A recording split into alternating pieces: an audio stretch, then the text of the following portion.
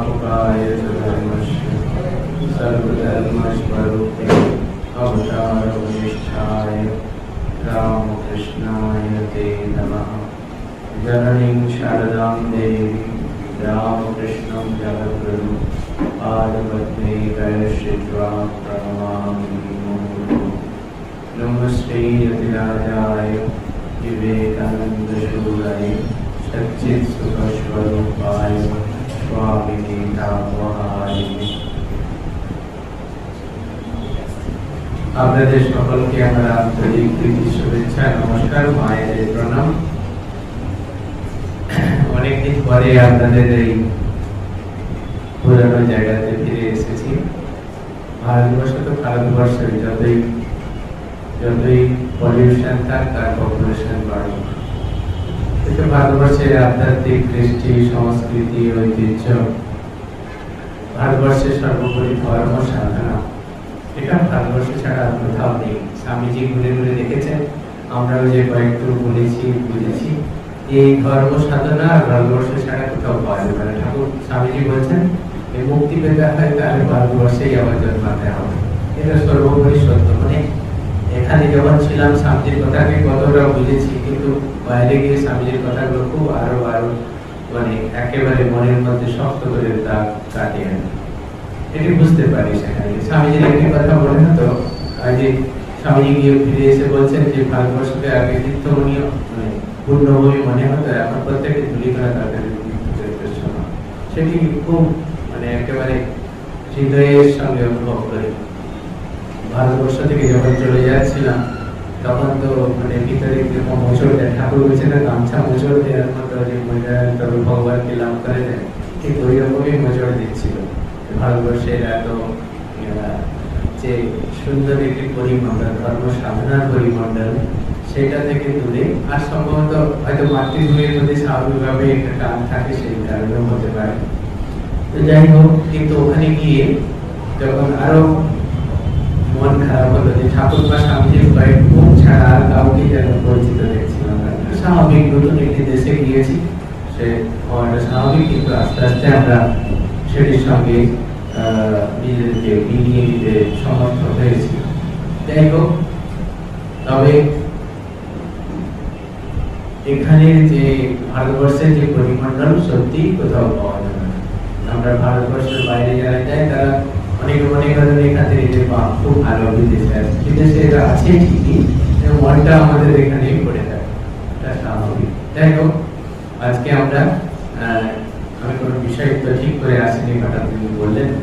ঠিক আছে, আজকে একটা আমরা আমাদের সাধনার কিছু অঙ্গ নিয়ে, যেমন গুরু কৃপা, আমি ওখানে বলছিলাম সাধনা কিভাবে করতে হয়। এখন বিষয়টা আমরা একটু ঠিক করে নিই যে গুরু কৃপা এবং মন্ত্র, এই সাধারণ একটু বিষয় আমরা সকলেই মানে লিখিত আমাদের ঠাকুরের নাম মন্ত্র পেয়েছি, লাভ করেছি। তো এটি কি জিনিস, আমি একটি ছোট্ট গল্প বলি। এক খ্রিস্টানদের মধ্যে একটি গল্প প্রচলিত আছে যে তাদেরকে একটি ক্রুশ দিয়ে, সবাই কাঠের একটি ক্রুশ দিয়ে বলা হচ্ছে ক্যারি দ্য ক্রুশ and you will see the heaven. তো ওরা ক্রুশটা ক্যারি করছে, সে সকলেই নিয়ে আস্তে আস্তে করছে। যেতে যেতে কিছু নালা, ছোট ছোট নালা তাদেরকে বেরোতে হচ্ছে। তো তাদের বলে দেওয়া হচ্ছে ক্যারি দ্য ক্রুশ। তখন বুঝতে পারলো ক্রুশটা নিয়ে যাওয়ার কারণ কি। তো ক্রুশটা রেখে তার উপরে বেরিয়ে গিয়ে আবার ক্রুশটা তারা পিঠে ওদের নিয়ে এগোচ্ছে। যেতে যেতে কিছু জনের মনে হলো ক্রুশটা খুব ভারী হয়েছে, এবার কেটে ফেলা যায়। অল্প অল্প করে প্রত্যেকে কাটতে শুরু করলো। কিছু জন কাটেন না, কিছু জন ভারী ক্রুশ বহন করে চলেছে, আস্তে আস্তে কেটে চলেছে। তো বলছে না হয়ে যাচ্ছে। তখন এইভাবে কিছু জন এগোতে এগোতে তারপরে যখন প্রায় হেভেনের কাছে পৌঁছে গেছে, তখন দেখলো কি বড় নালা, কিন্তু এবার সেই ক্রুশটা যারা কেটে ফেলেছিল তারা আর ওই নালার উপরে রেখে ওই নালাটা পার হতে পারছে না। কিন্তু যারা কাটেনি তারা ওই ক্রুশটা ওই নালার উপরে রেখে পার হয়ে গেল। তো গুরু কৃপা আর এই মন্ত্র সাধনার পথটিও ঠিক সেই রকম। এটি একটি কৃপা, গুরু মন্ত্র দিয়েছেন, এই মন্ত্র আমাদেরকে সাধনা করতে হবে, আমাদের ক্যারি করতে হবে, ক্যারি দ্য মন্ত্র, ক্যারি দ্য ট্রুথ। তো যখন আমরা এই মন্ত্রকে সাধনা করব, মন্ত্রের দ্বারা তো মন্ত্র হচ্ছে মননাথ, মন্ত্র যারা মনন করবেন তারা মুনি। তো মন্ত্র মনন করে কি হয়, মন্ত্র অর্থ কি? মন্ত্র অর্থ ঈশ্বরের নাম, এই নামের সঙ্গে তার স্বরূপটি জড়িয়ে আছে। আমরা যখন রাম উচ্চারণ করি, রাম বললে একটি দুটি শব্দ, রা শব্দের একটি অর্থ রয়েছে ম শব্দ, রা শব্দের অর্থ ভগবান, ম শব্দের অর্থ পৃথিবী। তেমন রাম শব্দ বললেই আমাদের মনে কি আছে? সেই পরম পুরুষোত্তম, মর্যাদা পুরুষোত্তম ভগবান অবতার সর্বোপরি তিনি, যে তার যে স্বরূপ, ঈশ্বর স্বরূপ, সেটি আমাদের মনে আসে। তিনি অনেক লীলা করেছেন, লীলাগুলি তার অঙ্গ, মানব শরীর ধারণ করলে অঙ্গ থাকে, কিন্তু তার সর্বোপরি যে স্বরূপ, তিনি একসঙ্গে সকলকে মুক্ত করছেন। যেমন শরীরের দেখছেন, আপনারা দেখে থাকবেন, তাদেরকে মুক্ত করে দিচ্ছেন। যারা তার সঙ্গে যাচ্ছে তার অন্তর ঋষিরা মুক্ত হয়ে গেছে। কেউ কেউ চিনেছিল, ঠাকুর বলেছেন 12 জন ঋষি চিনেছিল, কিন্তু অনেকেই চিনেছিল, ঋষি ছাড়া অনেকেই তারা রামের সঙ্গে মুক্ত হয়ে গেছে। তিনি মুক্ত করতে পারেন, অবতার পুরুষের একটি ক্ষমতা থাকে, ইচ্ছে করলেই তিনি তাদেরকে মুক্তি দিতে পারেন। তো রাম বলছি যখন তার স্বরূপটি মনে হচ্ছে, তার মানে কি মনের সঙ্গে, নামের সঙ্গে আমাদের সেই ঈশ্বরের সংযোগ রয়েছে। আমরা যখন একটি নাম করছি, আমাদের স্বরূপটি মনে করিয়ে দিচ্ছে, তার লীলা মনে করিয়ে দিচ্ছে। এই হচ্ছে নাম মাহাত্ম্য। নাম করা মানে, ঠাকুর বলছেন নাম করলে সেই কিরকম, সেই যেমন পাপ, একটি শিকলের পাপ ধরে ধরে জাহাজে পৌঁছানো যায়, সে নাম হলো ঠিক সেরকম। গুরুর যে নামটি দিয়েছেন, ঈশ্বরের নাম দিয়েছেন, ঠাকুরের নাম দিয়েছেন, সেই নাম করতে করতে একেবারে ঈশ্বরের কাছে পৌঁছানো যায়। একটি দড়ি পাওয়া গেল, যেন একটি সাপোর্ট পাওয়া গেল, ঈশ্বরের সঙ্গে বাঁধা রয়েছে, তার সঙ্গে নাম দিয়ে যেন বাঁধা রয়েছে। আমরা ঈশ্বরের সঙ্গে কিভাবে কানেক্টেড? নাম দিয়ে, তার নাম করতে করতে ঈশ্বরের প্রতি অনুরাগ হয়। আমরা কারো নাম করি এবং তার প্রতি আস্তে আস্তে অনুরাগ হয়, তার প্রতি ভক্তি, শ্রদ্ধা, প্রেম উৎপন্ন হয়। ঠাকুরের প্রেম হলে তো হয়েই গেল। তো এই হচ্ছে নাম মাহাত্ম্য। নাম করে করে তার কাছে পৌঁছানো যায়। নাম সাধন ভজনের একটি, এটা তো আমরা জানি, সাধন ভজন করি আমাদের এই জীবন থেকে মুক্তি পাওয়ার জন্য। ঠিক নাম করে কি হয়? তার প্রতি অনুরাগ আসে, আর কি সংসারের প্রতি আর আমাদের অনীহা আছে, বিরক্তি আছে, ঈশ্বরের অনুরাগ বাড়ে। আমরা যা চিন্তন করি, সর্বদা যা চিন্তন করি, তার প্রতি আমাদের আস্তে আস্তে অনুরাগ, তো করতে করতে কি হয়? তাকে লাভ করার ইচ্ছে হয়, তার সঙ্গে থাকার ইচ্ছে। ভক্তরা কিভাবে থাকতে চান? ওই বলছেন শালক্য, সামীপ্য, সাযুজ্য, শালক্য, সাম্য, তার সঙ্গে একই রূপে, একই লোকে, একই ঐশ্বর্যে, এইভাবে ভক্তরা ঈশ্বরের সঙ্গে সম্পর্ক করতে চায়। ঈশ্বরকে আমরা পেতে চাই, সর্বোপরি ঈশ্বরের থেকে সম্পর্ক। আমরা জানি ঈশ্বরের সঙ্গে সম্পর্ক করলে, ঈশ্বরের সঙ্গে থাকলে কি অনন্ত আনন্দের অধিকারী, অনন্ত সুখ চাই হয়। আমরা ঈশ্বরের সঙ্গে থাকলেই তবে অনন্ত সুখ পাবো। এই জন্য আমরা ঈশ্বরের সান্নিধ্য লাভ করতে চাই। ঈশ্বর সান্নিধ্য লাভ করে আমাদের অনন্ত সুখ, অনন্ত সুখ কিসের জন্য? ঈশ্বর সান্নিধ্য। এই হচ্ছে দুটি সম্পর্ক। আর ভগবান শ্রীরামকৃষ্ণ এসেছিলেন এই নাম মাহাত্ম্য দেখানোর জন্য। নাম, আমাদের চৈতন্য মহাপ্রভু এসেছেন সেই নাম গুলো কীর্তন করতে। ঠাকুরও বলছেন গুণ কীর্তনের কথা বলছেন, নাম গুণ কীর্তন, তার নাম গুণ কীর্তন করা।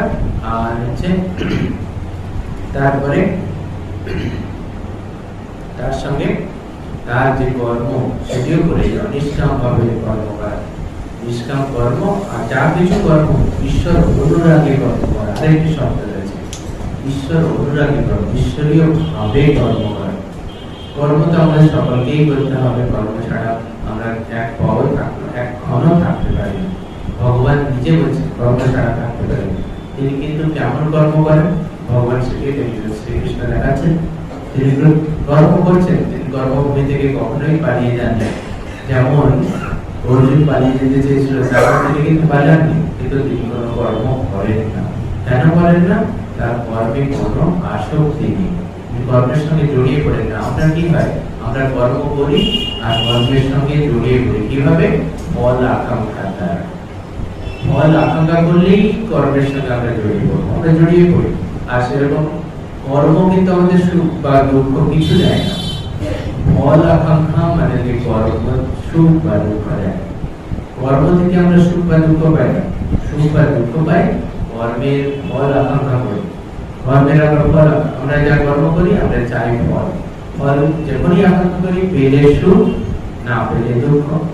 কিন্তু সুখ আর দুঃখ তো আমাদের জড়িয়ে থাকে। তাহলে এমন করতে হবে, এমন ভাবে কর্ম করতে হবে যাতে আমরা সুখও না চাই, দুঃখও না পাই। কেউ দুঃখ চায় না, কিন্তু সকলে সুখ চায়। কিন্তু সুখ চাওয়া মানে দুঃখেরই অবান্তর না। অর্থাৎ দুঃখ সুখ একসঙ্গে চাই, আমরা কেউ চাই। আমরা চাই সুখও চাই না, দুঃখের বিবৃতি চাই, দুঃখও চাই না। যেখানে দুঃখ নেই এমন একটি জায়গায় আমরা পৌঁছাতে চাই।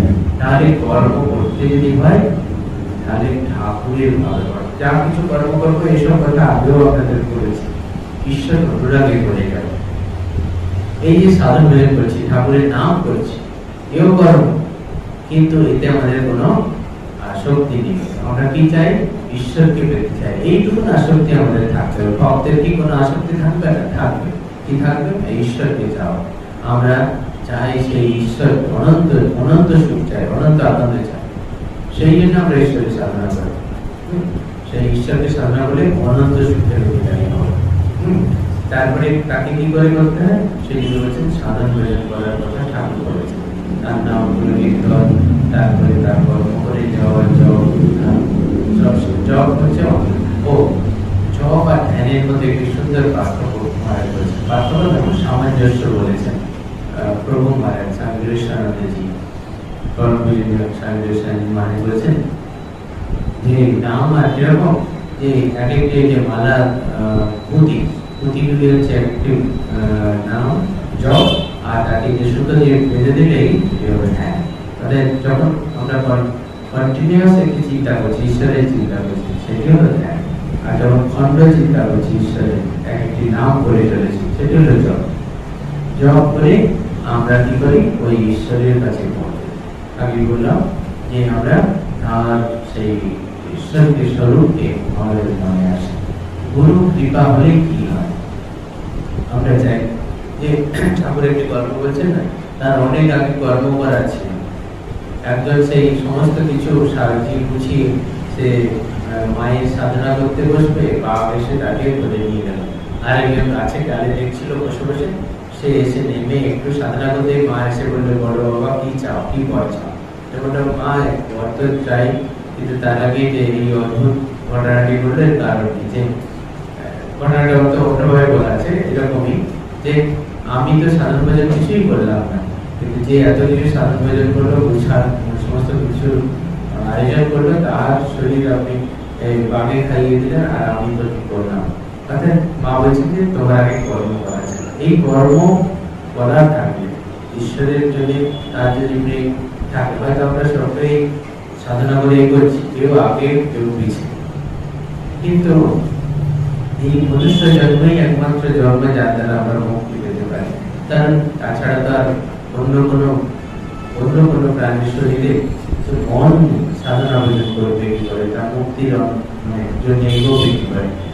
তাই সাধন ভজন করে তিনি এগোচ্ছেন। সাধন ভজন করে ঈশ্বর লাভ করা যায়, এই আবার একটা অদ্ভুত কথা। সাধন ভজন করে ঈশ্বর লাভ হয় না। ঈশ্বর লাভ করলে কি? অহংকার নাশ হয়। সাধন ভজন করে আমরা কি করতে পারি? অহংকার নাশ করতে। আমাদের যে গুরুদেব দীক্ষা দিয়েছেন, যখন তিনি মন্ত্র বলে দিচ্ছেন, সেই মন্ত্র করে কি বলছেন? এই সাধনা করো। সাধনা করে কি করতে? আমরা আস্তে আস্তে দেখলাম, সাধনা করে আমরা ঈশ্বর সান্নিধ্য লাভ করতে চাই, ঈশ্বর মুখী মন একটি করতে চাই। তারপরে বোঝা গেল যে তার কৃপা ছাড়া তাকে লাভ করা যায় না। মনটি শুদ্ধ হলে সেটি বোঝায়। যতক্ষণ মন শুদ্ধ হয়, ততক্ষণ আমি থাকি, তখন আমরা প্রাণ করে সাধন ভজন করতে থাকি, জপ করি, 10,000 20,000 করে জপ করি। কিন্তু বোঝা গেল যে 10,000 20,000 করেও তাকে যথেষ্ট নয়। তার প্রতি প্রেম বা অনুরাগ হলে যথেষ্ট। সেটি লাভ করাই হচ্ছে কাজ। এই অহংকারকে নাশ করতে। আমি জব করে তাকে পাবো তা না। মায়ের কাছে একটা চিঠি লিখছেন যে মা, আমি কি ঋষিকেশে গিয়ে সাধন ভজন করতে পারি? ভগবান ঠাকুর কি ঠাকুর কি দেখা দেবেন?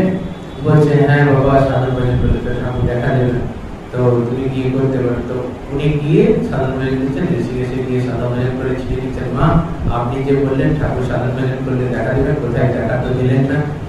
তো মা আবার চিঠি লিখছেন যে সাধন ভজন করা তোমার উদ্দেশ্য, তিনি কি আর তোমার সেই শিশু না, তিনি বললেই আসবেন, তার তিনি ইচ্ছে করলে তিনি দেখা দেবেন, তার তোমার কাজ হচ্ছে সাধন ভজন করে যাও। আমরা যতক্ষণ ওই সাধন ভজন করে এই অহংকারটি নাশ করতে পারি, ঠাকুর বলছে না যেরকম গড গ্রেস আর উইল পাওয়ার। আমার ইচ্ছে শক্তি কথাটা ওই গরুর একটু উদাহরণ হচ্ছে, যতটি গরুর গলায় দড়ি দেওয়া আছে ততটি গরু ওই ঘুরে ঘুরে ঘাস খেতে পারে। এটি হলো আমাদের উইল পাওয়ার, ইচ্ছা শক্তি। তারপরে যদি যেতে হয়, তারপরে যদি ঘাস খেতে হয়, তখন আম্বা আম্বা করে গরুকে রাখালকে ডাকতে হয়, তখন রাখাল এসে গলার দড়ি খুলে দিলে সে যেমন বাইরের ঘাস খেতে পারে, ঠিক সেই রকম ঈশ্বরের কৃপা হলে তখন সে গিয়ে বাইরে যেতে পারে। তার আগে উইল পাওয়ার, এই আমাদের ইচ্ছা শক্তি ওই রকম। তাহলে ইচ্ছা শক্তি দ্বারা কি হয়? তাহলে কি ইচ্ছা শক্তি করবে? সেটাও দরকার। সে না হলে কি করে সাধন ভজন করবে? ঠাকুর বলেছেন, মা বলেছেন তাদেরকে এক পা এগোলে এই 10 পা এগোলে। সাধন ভজন করা ওই ইচ্ছা শক্তি প্রয়োগ করা মানে আমাদের ওই এক পা এগিয়ে যাওয়া। তার কৃপার জন্য আমাদেরকে সর্বদা ব্যস্ত থাকতে হবে, এইটি উদ্দেশ্য। আমরা চেষ্টা করি কি করে তার কৃপা লাভ করে। গুরু কৃপা তো এক কৃপা, আর একটি কৃপা চাই, তার শাস্ত্র কৃপা। আমাদেরকে শাস্ত্র অধ্যয়ন করতে হবে, কারণ শাস্ত্র অধ্যয়ন হচ্ছে একটা রাস্তা। আমরা তো আর সকলে অবতার পুরুষ না, ঠাকুরের মতো শাস্ত্রের প্রয়োজন নেই, তা না। আমাদের দরকার কি শাস্ত্র। শাস্ত্রের কৃপা হলে কিরকম হয়, যে তা আমাদেরকে সঠিক পথে এগোচ্ছে কিনা তা নির্দেশ করে দেবে, সেই জন্য শাস্ত্রের কৃপা দরকার। আর একটি কৃপা দরকার, এই কৃপা হচ্ছে গুরু কৃপা হলো শাস্ত্রের কৃপা হলো নিজের কৃপা, আত্মকৃপা। আত্মকৃপা না হলে কিছুই হবে না। কারণ আমাদের মন যদি শান্ত না হয়, মন যদি না সহায়তা করে আমাদের সাধন ভজনে, মন এমন, মনের কয়েকটি রূপ আছে। কখনো ওই পতঞ্জলি যোগসূত্রে রূপ রয়েছে, বিমূঢ় অবস্থা রয়েছে, অশান্ত অবস্থা রয়েছে, এবং বিক্ষিপ্ত অবস্থা রয়েছে, আরো কয়েকটি অবস্থা রয়েছে, আমার মনে আসছে না এখন। তো যদি মনকে যদি শান্ত না করতে পারে, তাহলে সাধন ভজনে কিছুতেই সাহায্য করতে পারে। বিক্ষিপ্ত হয়, তাকে ধরে রাখা যায়। বিক্ষিপ্ত মানে কয়েক সেকেন্ডও তাকে ধরে রাখা যায় না। তা দিয়ে সেই মন দিয়েও কিন্তু সাধন ভজন করতে, মনের কৃপা, আত্মকৃপা আগে, সেটিও চাই কিন্তু, তাই না? গুরু কৃপা, শাস্ত্র কৃপা, আত্মকৃপা। আত্মকৃপা না হলে সাধন ভজন হবে। আরেকটি জিনিস চাই, সেটা মুক্তি দিচ্ছে, আমি ঈশ্বর লাভ করবো, এই দিচ্ছে। তাই না? আমাদের যেমন মনটি শান্ত হবে, মনটি যেমন শান্ত হবে, গুরুর যেমন কৃপা হবে, শাস্ত্রে যেমন কৃপা হবে, তেমনি তার প্রতি অনুরাগ চাই, মনের সেই অনুরাগ। আমি কিসের জন্য এসেছি? আমাদের এখানে 99% লোক তো ভাবতেই পারে যে আমাদের জন্ম কেন হয়েছে, কিসের জন্য মানুষ হওয়া, এই শরীর ধারণের কারণ কি, কেনই বা শরীর ধারণ করেছি? শুধু কি এই জন্ম হলো অস্থি জায়তে বর্তাতে বিপরিণামতে অবশ্যতে নিয়তে সর্বিকারের মধ্য দিয়ে যাবো আর শরীরটা নষ্ট হয়ে যাবে, এটি জীবন? এই জন্য কি মানুষ মনুষ্য শরীর না?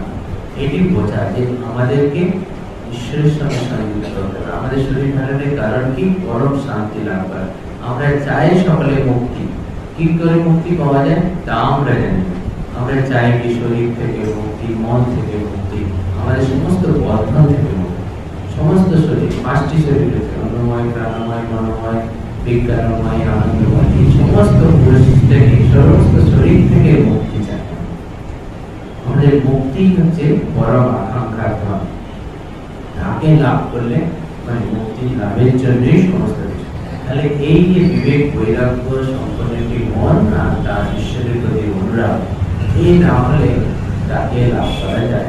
তাহলে সাধন ভজন করে গুরু কৃপা পেলাম, সাধন ভজন করলাম, আত্ম কৃপা হলো, আর ঈশ্বরের প্রতি অনুরাগ হলো, তবে ঈশ্বরকে আমরা লাভ করতে পারি। এই হচ্ছে পদ্ধতি। এবার এই পদ্ধতিতে খুশি বলে এই তো দিলাম, মুখে তো সমস্ত এক্ষুনি যেন আমাদের তা তো নয়, অনুশীলন দরকার, আমাদের সাধনার দরকার অনুশীলন। যে ঠাকুর বলছেন না, হাতে ওষুধ নিয়ে রোগ সেরে যাক, রোগ সেরে যাক করলে তার রোগ সেরে যাবে, খেয়ে তাকে রোগ সারাতে হবে। দুধ হাতে রাখলে কিছুতেই স্বাস্থ্য ভালো হবে, দুধ খেয়ে হৃষ্টপুষ্ট হতে হবে। ঠাকুর আবার আরো বলছেন যে দুধ দেখা আর দুধ খেয়ে হৃষ্টপুষ্ট হবে, দুই রকম। একটা হচ্ছে জ্ঞান, একটি বিজ্ঞান। এই বিজ্ঞান, জ্ঞান বিজ্ঞান নিয়ে অনেকেরই প্রশ্ন থাকে, ঠাকুর কাকে জ্ঞান বলেছেন, কাকে বিজ্ঞান বলেছেন। যে আমরা শাস্ত্র পড়ি, শাস্ত্রীয় জ্ঞান লাভ করি, এইটুকু না, কিন্তু শাস্ত্রীয় যে সত্যগুলি রয়েছে সেই সত্যকে উপলব্ধি করে নিজের জীবনে যতক্ষণ না উপলব্ধি করতে পারি ততক্ষণ সেই বিজ্ঞান বা সেই ঈশ্বর অনুভূতি হয় না। আমাদের মুন্ড উপনিষদে রয়েছে সমস্ত বিজ্ঞান, ঋগ্বেদ, যজুর্বেদ, সামবেদ, অথর্ববেদ, যা সকল কল্প, নিরুক্ত, ছন্দ, জ্যোতিষ, ব্যাকরণ, যত সকল যা কিছু রয়েছে সব সব অপরাবিদ্যা, এর দ্বারাও ঈশ্বর লাভ হয়। তাহলে কিসের দ্বারা ঈশ্বর লাভ হয়? বলছে ব্রহ্মবিদ্যা একমাত্র পরাবিদ্যা, তাই আমাদেরকে লাভ করতে, ব্রহ্মবিদ্যা পরাবিদ্যা। কিন্তু শাস্ত্র সেই ব্রহ্মবিদ্যাকেই তো নির্দেশ করে। আমাদের উপনিষদের বস্তু কি? ব্রহ্ম নির্দেশ করছে কি করে ঈশ্বর লাভ করা যায়। তাহলে শাস্ত্রের নির্দেশ অনুযায়ী আমরা চলি, আমরা ওই পথ ধরে এগোই। এই ঠাকুর বলেছেন সত্যগুলি চোর, রজগুলি চোর, তমগুলি চোর। একজন বলে ওকে রেখে লাভ নেই, মেরে ফেলো। একজন বলছে না বেঁধে রেখো। আরেকজন বলছে না রে বাবা, বাচ্চা খুব লেগেছে, দড়িটা খুলে ওকে নিয়ে গিয়ে সদর রাস্তা দেখিয়ে বলছে তুমি সোজা এগিয়ে যাও, গেলে তোমার বাড়িতে পৌঁছে যাবে। তখন বলছে তাহলে তুমি এসো, তুমি ভোকা করলে। বলছে না আমার যাওয়ার জোর, হ্যাঁ পুলিশের। তো এই যে সত্যগুলো এই রাস্তা দেখিয়ে দেয়, হ্যাঁ, তাই সত্য এই শাস্ত্রীয় যে বিদ্যাগুলি রয়েছে আমাদেরকে রাস্তা দেখিয়ে রাস্তা দেখিয়ে দেয়। যেমন শাস্ত্র রাস্তা দেখায়, একটু গল্প আছে, গল্প না মানে ছোট্ট উদাহরণ দিলে বুঝতে পারবেন। যে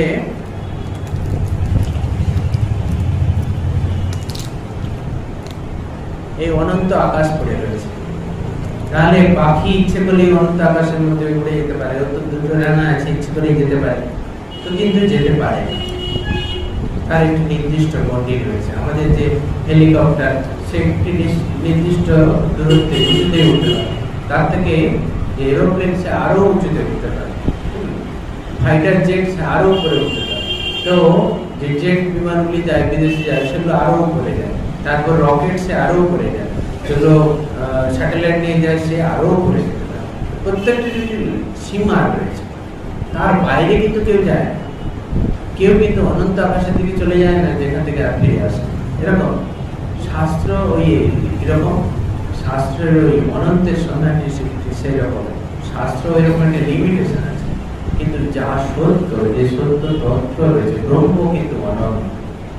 কিন্তু যখন তাকে শাস্ত্রের মধ্যে ব্যাখ্যা করার চেষ্টা করা হয়েছে, ঠিক তাকে সীমায়িত করে করা হয়েছে। ঋষিরা যে সত্য অনুভব করেছেন তা কিন্তু শাস্ত্রে নেই, উপনিষদে নেই, বেদে নেই। তারা যে অনুভূতির পরে যখন মন, বুদ্ধি, চিত্ত, অহংকারের সীমার মধ্যে এসেছেন সেইগুলি লিখেছেন। অর্থাৎ যখন বলছেন আমি অহমান্য মহামান্য মহামান্য আনন্দে চিৎকার করছে জ্ঞান লাভের পরে, সেই আনন্দের যে দেশ যখন রয়েছে সেই লিখে আছে। ঠাকুর কি বলছেন? বলি ইচ্ছে তো হয় ওই ওই বাড়ির খবর দিই, কিন্তু মা বেটি মুখ টিপে থাকে। ঠাকুর যে সেই সত্য আনন্দের কথা সবাইকে বলবে, তার আনন্দের যে দেশ রয়েছে, আনন্দ লাভ করা যেতে পারে, তোমরাও সেই লাভ করতে পারো। আমাদেরকে প্রত্যেকে গুরু কৃপা তো দিয়েছেন, মন্ত্র দিয়েছেন, কিন্তু প্রত্যেককে অনুভূতি করতে হবে। কেউ কারো অনুভূতি করতে পারে না। আধ্যাত্মিক জগতে, ধর্ম জগতে, সাধন পথে আমরা প্রত্যেকে কিন্তু আমাদের প্রত্যেকের অনুভূতি নিজের কাছে। আমরা নিজেই যা অনুভব করবো তা অপরকে কিছুতেই বোঝাতে পারবো না। দুধ যারা খাবে তারাই বুঝবে দুধের স্বাদ কি, মিষ্টি যারা খেয়েছে তারাই মিষ্টির স্বাদ বুঝবে। মিষ্টির স্বাদ খেয়ে যতই বোঝানোর চেষ্টা করা হোক কিছুতেই কেউ বোঝাতে পারবে না, বলবে হ্যাঁ খুব ভালো। ঠাকুর সুন্দর একটা উদাহরণ দিয়েছেন, মনে পড়লো যে বন্ধকে দুধের স্বাদ বোঝানো, দুধ কি জিনিস বোঝানো হচ্ছে, বলছে না দুধ কিরকম সাদা, সাদা কি জিনিস বলছে বকের মতো, বকের মতো সাদা, বলছে বক কিরকম, তখন বলছে হাত দিয়ে এরকম দিকে বলছে এই বক, তো যে সে হাতগুলি বললো ও তাহলে এটি এরকমই দুধ, তাহলে আলটিমেটলি দুধকে জানালো এই হাতের বাঁকার মতো। তো সেই রকমই আমাদের শাস্ত্র এই রকমই বোঝানো হচ্ছে, কিন্তু যিনি সত্য উপলব্ধি করেছেন তিনি জানেন প্রকৃত কি আনন্দ কি সত্য। আমাদের এই গুরু কৃপা সাধন করে করে তার কৃপা তার দেওয়া মন্ত্র আমাদেরকে নিজেদের সাধন করতে হবে এবং সেই পথে এগোতে হবে, তবে আমরা অনুভব করতে পারবো যে তার কি মাহাত্ম্য রয়েছে। আমাদেরকে সকলকে সেই সাধন করতে হবে। গুরু কৃপা নিয়ে তো আরো আছে যে আমরা যেন সকলে সেই অরণ্যে ঘুরে বেড়াচ্ছি, যেখানে কোনো রাস্তা দেখা যাচ্ছে না, অন্ধকার, সেখান থেকে বেরো সে সংসার অরণ্যে একটা গান আছে, আর একটা আছে ভালো বাঁশ বাগানের কানাডোম একটা আছে। তো বাঁশ বাগানের কানাডোম আমি ব্যাপারটা বুঝতে পারছিলাম না, এতদিনও বুঝতে পারিনি, এত বছর একদম কোন মহারাজ দিয়েছেন নিয়ে আমাকে বুঝাতে। বাঁশ বাগান তো আমরা তো জানি, বাঁশ ঝাড় বলি, বাগান তো কেউ বলি, এখানে আমরা সব বাঁশ ঝাড় বলি না, বাঁশ বাগানের কানাডোম কথাটি কোথা থেকে জানেন? কেউ জানেন কি? আসামে যদি যান, আসামের দিকে বাঁশ বাগান দেখতে পাবেন, আর সেখানে বাঁশ বাগানে প্রচুর কাঁটা থাকে, মানে বাঁশগুলো এমন জড়িয়ে জড়িয়ে থাকে যে তার ভিতর দিয়ে যাওয়ার কোনো রাস্তা, মানে কেউ যদি ঢুকে যায় বেরোতে পারবে না, এমন বাঁশ মানে জঙ্গল বাগান। আর সেই বাঁশ বাগানে যে বাঁশের যে পঞ্চীগুলো এতটাই জড়িয়ে জড়িয়ে থাকে যে তার ভিতর দিয়ে কেউ বাস করতে পারে না। এবার ডোম কি করে, সে যে মাংসকে সেই বাঁশ বাগানের মধ্যে রেখে আছে, শিয়ালও খেতে পারবে না, মানে শিয়ালও ভিতর দিয়ে ঢুকতে গেলে জড়িয়ে যাবে, এই রকম অবস্থা। তো সংসার হচ্ছে আমাদের কাছে ঠিক সেরকম, আমরা যদি একবার সংসারের ঘূর্ণিপাকে পড়ে যাই বেরোনের রাস্তা আর নেই। সেই জন্য বেরোনের রাস্তা মা হচ্ছে উদ্ধার করবে, হয়ে আছে মাকে, মায়ের কাছে তো কান্ডাম প্রার্থনা হচ্ছে, মা এই বাঁশ বাগানের আমরা হয়ে রয়েছি, কানাডা হয়ে রয়েছি, এখান থেকে তুমি আমাদেরকে উদ্ধার করো। মা পারেন একমাত্র সেই বাঁশ কেটে, মানে গুরু গুরুই বলুন মন্ত্রী বলুন, তার কৃপাতেই আমরা এই সংসার থেকে বেরোতে পারি। এইটি হলো, তাই না? আমাদের সেই ঈশ্বর তাই মায়ের কৃপা বা ঈশ্বরের কৃপা যাই বললেন তার কৃপার জন্য প্রার্থনা করতে হবে। আমরা তো খুব আমাদের শক্তি, তাই পুরো গীতা বলার পরে সেখানে বলছে অহম তাম সর্বমশ্বরী মাস, আমার শরণাপন্ন হও, আমি তোমাকে সমস্ত পাপ থেকে মুক্তি করবো, তুমি চিন্তা করো না মাস।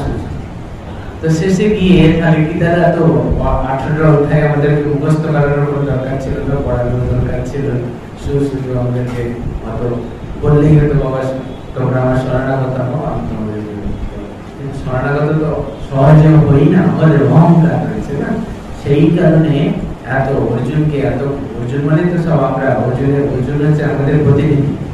তো গিয়ে নালে অর্জুনের মতো মানুষ বলছে আমি চালাতে পারছি না, আমার হাত কাঁপছে, মুখ শুকিয়ে যাচ্ছে, সে যে হচ্ছে মানে ভগবানের অনুসঙ্গী বন্ধু, তিনি নর ঋষির অবতার যারা, তারা এরকম তার মুখ দিয়ে কি করে কথা বলে, তাই না? তো তিনি আমাদের যেন বলছেন যে কি করে আমি যুদ্ধ, কুরুক্ষেত্রের যুদ্ধ হচ্ছে আমাদের এই সংসার যুদ্ধ একই, ওখানেও ধর্ম অধর্মের যুদ্ধ, এখানেও ধর্ম অধর্মের যুদ্ধ, ওখানেও রয়েছে অধর্মের জয়, তারপরে ধর্ম শেষে জয়, কিন্তু প্রথমে আমাদের এই সংসারেও অধর্মের জয়। অনেকেই প্রশ্ন করেন মহারাজ আমরা এত সৎ পথে রয়েছি, ধর্ম সাধনা করি, নাম ভজন করি, ঠাকুরের নাম করি, তবুও আমাদের দুঃখের শেষ নেই, আর যারা অসৎ পথে রয়েছে তারা কিন্তু কত আনন্দ রয়েছে। আর আনন্দ তো সাময়িক আনন্দ। আমরা কয়েকটা এই বছর দেখি, আমরা 100 বছর দেখি কি 200-150 বছর দেখি, 50 বছর দেখি, কিন্তু আমাদের এই জীবাত্মা যাই বলি, অন্তরাত্মা বলি, এই আত্মা বলি, তা তো অনন্ত। সেটি আর 50-100 বছরে তার মধ্যে সীমায়িত করা যায় না। তাই আমরা যত এই দুঃখ পাই, দুঃখ পাওয়াও ভালো। এটি আমাদের ভক্তের কাছে একটি কল্যাণের বিষয়। বন্দি বলছেন না, যত দুঃখ দিতে দাও তবে তোমার নাম মনে করতে পারে।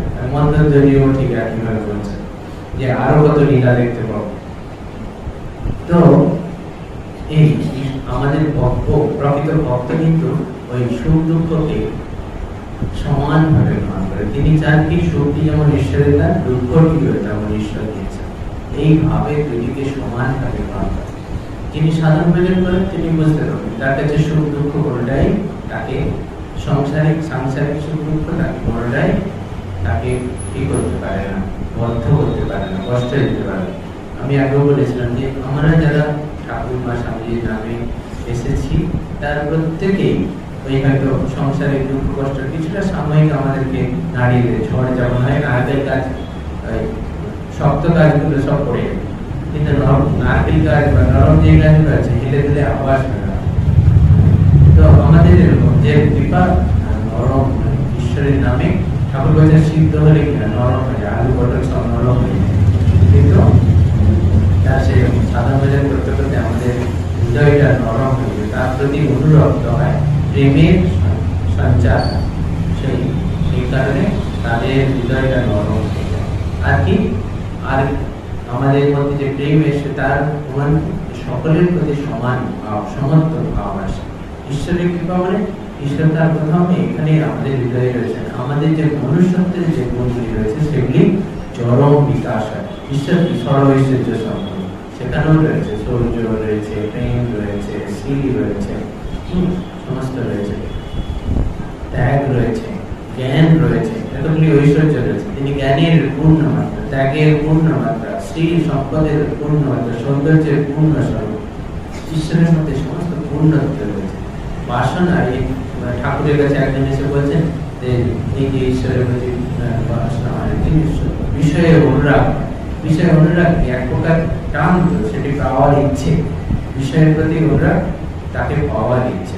তো এই অনুরাগ ইচ্ছেটিকে যদি আমরা বাড়িয়ে দিই আর বাড়াতে বাড়াতে তাকে বলছিলাম ঘুমাবই সুখম, আমার অল্প সুখ নেই, ঘুমাতে পৃথিবীতে পৃথিবী ব্যাপিতে সুখ, অর্থাৎ সর্বোচ্চ সুখ আমি লাভ করতে চাই।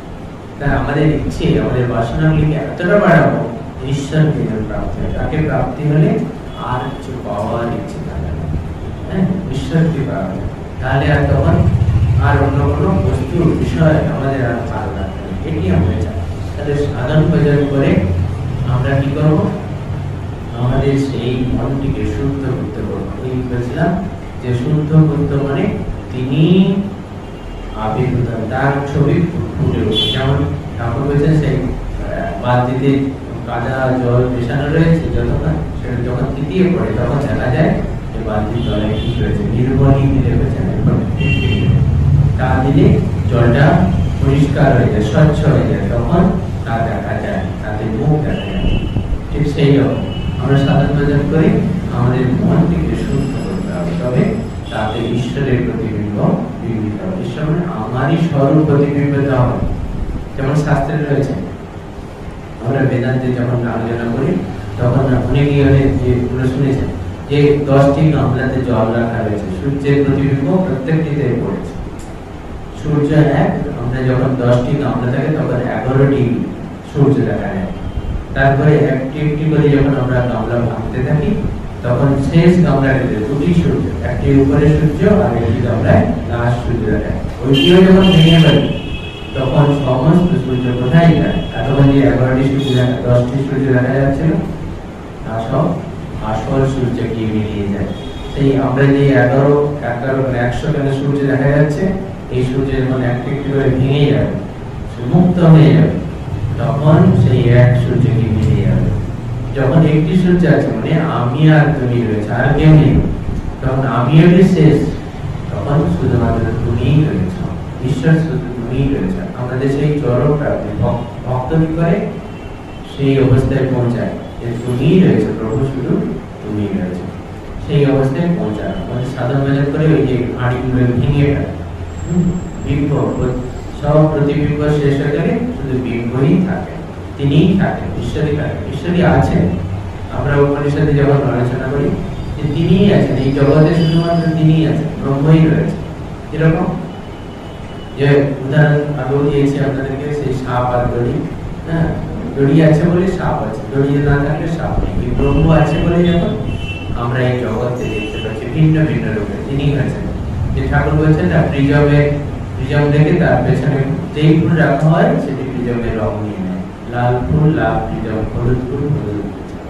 কিন্তু যদি তার ফুল না রাখা হয় তাহলে প্রিজমের কোনো রং নেই। ঠিক সেরকম আমাদের এই জগৎ নাম রূপাত্মা জগৎ, তার অনেকগুলি অ্যাট্রিবিউটস আছে, সবগুলি আস্তে আস্তে আমরা সরিয়ে ফেলি। ব্রহ্মের কোনো অ্যাট্রিবিউটস নেই, তার কোনো গুণ নেই, আমাদের সেই দিকে সরিয়ে ফেলতে হবে। নাম রূপাত্মক জগৎকে সরালে তিনিই থাকেন। এই জগৎ কি? জীব জড়বর্তী বলা হয়েছে, তিনি রয়েছেন, তাকে আমরা জড় আর এই তিনি জীব আর সমস্ত জড়, এই হচ্ছে জীব জড়বর্তী। তারপরে দিক দৃশ্য রয়েছে, আমরা যা দেখছি তা কিন্তু আদপে নেই, এটি বোঝা। ঈশ্বর ঈশ্বর কি? ঈশ্বর কোথায়? তিনি এখানেই আছেন, কিন্তু তাকে দেখছি না কেন? কারণ তাকে আমরা দেখতে চাই না। আমাদের যা দেখছি তা নেই, যা আছে তা দেখতে পাই না। এইটি হলো আমাদের মায়া, আমাদের বন্ধন। আদবে যা আছে তা আমরা দেখতে পাই না, আর যা দেখছি তা আদবে নেই। এখান থেকে আমাদের বেরিয়ে আসতে হবে। এটি ঈশ্বরের তার আপনি যাকে দয়া করে কৃপা করে তা দেখিয়ে দেবেন, এটি তার কাছে প্রার্থনা করা। যে ঠাকুর বলছেন যে রাম, সীতা এবং লক্ষ্মণ তিনজনের মনের পথে আন্দোলন এগিয়ে যাচ্ছেন। মাঝে সীতা আছে বলে রাম, তিনি রামকে, লক্ষ্মণ রামকে দেখতে পাচ্ছেন না। এই মায়া রূপ সীতা, শক্তি স্বরূপিণী মায়া, যেমন বেদে একে মায়া বলা হয়েছে, আবার পুরাণে তন্ত্রে কি এই মহাশক্তি মহামায়া হয়েছে। তো তিনি কৃপা করলেন তবে ঈশ্বরের দর্শন, মহাশক্তির কৃপা হলে তিনি পথ দেখিয়ে চিনিয়ে দেন। যেমন তার এই স্বরূপ, এই ঠাকুর আবার উদাহরণ দিচ্ছেন, যেমন এই গামছা ধরলেন, ঠাকুর এই গামছা বলছেন এবারে আমি রয়েছি তার চন্দ্রতে, তুমি দেখতে পাচ্ছ না। তার কারণ কি? এই মাঝে যে গামছা রয়েছে, জল ভাগ করা হয়েছে একটি লাঠি দিয়ে, লাঠিটি তুলে নাও, সেই একই জল রয়েছে। আমাদের ঠিক সেই রকম ঈশ্বর এখানে রয়েছেন, নাম রূপের এই জগৎটি যদি আমরা সরিয়ে দিই, তিনি প্রকাশিত রয়েছেন। চৈতন্যের প্রকাশ সর্বদা দেখতে পাওয়া যাবে। ঠাকুর বলছেন, ঠাকুর যখন বলছেন যে চৈতন্য জোরে রয়েছে, সমস্ত কিছু চৈতন্য জোরে, চৈতন্য কিরকম জোরে রয়েছে, আবার বলছেন মাছের মতন সকলের মধ্যে কি রয়েছে চৈতন্য। আরো উদাহরণ দিয়েছেন ঠাকুর, যেমন বালিশের খোলগুলি ভিন্ন ভিন্ন, কিন্তু একই তুলো সকলের মধ্যে, একই সেই চৈতন্য সকলের মধ্যে প্রকাশিত। আমরা শুধু বুঝতে পারছি না, অনুভব করতে হবে আমাদেরকে, সেই চৈতন্যই এই সর্বজীবের মধ্যে প্রকাশিত। এটি অনুভব করাই হচ্ছে সাধন ভজন। সাধন ভজন করে তার নাম গুণকীর্তন করে আমরা কি লাভ করতে পারি, শাস্ত্র পাঠ করে কি করতে পারি, এটি বোঝা। তিনি সর্বজীবের মধ্যে প্রকাশিত হয়েছেন। যেমন উদাহরণ দেওয়া হয় যে পূর্ণ নাভি উদাহরণ দেওয়া। পূর্ণ নাভি কি? তিনি তার শরীর থেকে ওই চাল তৈরি করেন, মাকড়সার চাল তৈরি করেন, তিনি ওখানে থাকেন, আবার তিনি ওটি গ্রহণ করেন। তো ঈশ্বর ঠিক সেরকম, ঈশ্বর তিনি ইচ্ছে করে জগতে তিনি রূপ ধারণ করে রয়েছে, আবার তিনি ইচ্ছে করে তাদেরকে সবাইকে একসঙ্গে গ্রহণ করে নেন। অর্থাৎ তিনি সৃষ্টি করেছেন, আবার তিনি গ্রহণ করবেন। আমরা মাঝে প্রকাশিত হয়ে রয়েছে, মাঝের অংশটি প্রকাশ, যে অপ্রকাশিত থেকে প্রকাশ হওয়া, আবার অপ্রকাশিতে মিলিত হওয়া, সৃষ্টি স্থিতি প্রকাশ। এটি কিন্তু এই অনুভবটি করা, এটি বোঝা, তার ইচ্ছে, তার কৃপা পাওয়া ইচ্ছেতে আমরা তার শক্তিতে তাকে তাকে লাভ করতে পারি। মুন্ডক উপনিষদে রয়েছে তাকে লাভ, তার শক্তিতে তাকে লাভ করা যায়, এর সাথে কঠোপনিষদে রয়েছে। তো যিনি কৃপা করবেন তার কৃপাতে তাকে লাভ করবো। অর্জুন যেমন সেই যখন তার বিশ্বরূপ দর্শন করতে চান, দেখতে পাচ্ছেন, তো অর্জুনকে যিনি জ্ঞান চক্ষু প্রদান করলেন, তার শক্তিতে তিনি জ্ঞান চক্ষু প্রাপ্ত হলেন, তবে তার বিশ্বরূপ দর্শন করতে তিনি সমর্থ হলেন। আমাদের ঠিক সেই রকম আমরা তার কাছে এই নাম সাধনার দ্বারা তার কৃপা প্রার্থনা করি। আমরা মহারাজ বলেছেন, নিশ্চয়ই গুরু মহারাজ যখন দীক্ষা বসে তার কাছে প্রার্থনা করার কথা বলেছেন। প্রার্থনা করার দ্বারা গিয়ে তার সঙ্গে সম্পর্ক স্থাপন করে, তার ঈশ্বরের সঙ্গে সম্পর্ক স্থাপন করে। নাম গুরু কীর্তন, প্রার্থনা আর এই জপ সাধন করছেন, এইটি তার তাকে পাওয়ার। কর্ম তো আমরা নিষ্কাম কর্ম করবো, রঘুনাথ খুব সুন্দর করছি যে আমরা আউটওয়ার্ডলি হচ্ছে কর্ম করবো, নিষ্কাম কর্ম, আর ইনওয়ার্ডলি হচ্ছে জপ সাধন ভজন এটি করবো। এক হাতে কর্ম করা, ঠাকুর বলছেন এক হাতে কর্ম করা, আর এক হাতে তারকে ধরে থাকা। যখন কর্ম শেষ হবে তখন দু হাতে থাকা। কর্ম তো কোনোদিন শেষ হবে না, যতই চেষ্টা করবো কর্ম একটার পর একটা সমুদ্রে ঢেলে কিন্তু তাহলে কি কর্ম ঠাকুর কি বলছেন তা করা যাবে? করা যাবে। ওই যে ঠাকুরটা খুব করে প্রার্থনা করতে হয়, যার কর্ম আছে তার জন্য কমিয়ে দেয়, আস্তে আস্তে কমিয়ে দেয়। ঠাকুর উদাহরণ দিয়েছেন, মায়ের ওই গর্ভবতী মায়ের কথা বলেছেন, উদাহরণ দিয়েছেন। তো আমাদের সেরকম কর্ম কমিয়ে দেওয়ার জন্য, যাতে তোমার নাম উদ্ধার করতে পারে।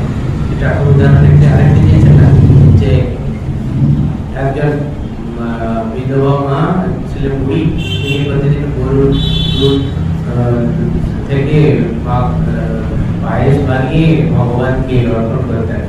একদিন ভগবান যাচ্ছেন নারদার সঙ্গে, ভগবান বলেন যে গরুটা আছে মারা গেল, গরুটি মারা গেল। তখন উনি কি করবেন, কান্নাকাটি করছেন, আর তারপরে চলে গেলেন। একজন রাজা খুব অনেক ধর্ম সম্পদ চাইছে, ধন সম্পদ চাইছে, রাজা বলতে ভগবান তাই দিলেন, ধন সম্পদ দিলেন।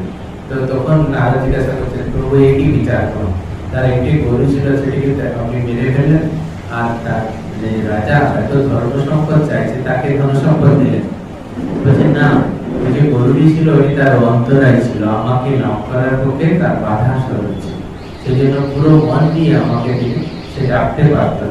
সেই জন্য ওই গরুটি তাকে সরিয়ে দিল, আর তার ধন সম্পদ তাকে দিলেন কেন, যে তার এখনো ভোগ বাসনা বাকি রয়েছে, সেটি পূর্ণ করতে হবে, সেই জন্য তিনি করতেন। তা আমরা এইরকম সাধন ভজন করে তাকে পাই। আর ওই জন্য বলি কর্ম তো আমাদের করতে পারে, কর্ম যাওয়ারই না, ভোগ বাসনা তো রয়েছে, সকলেরই রয়েছে।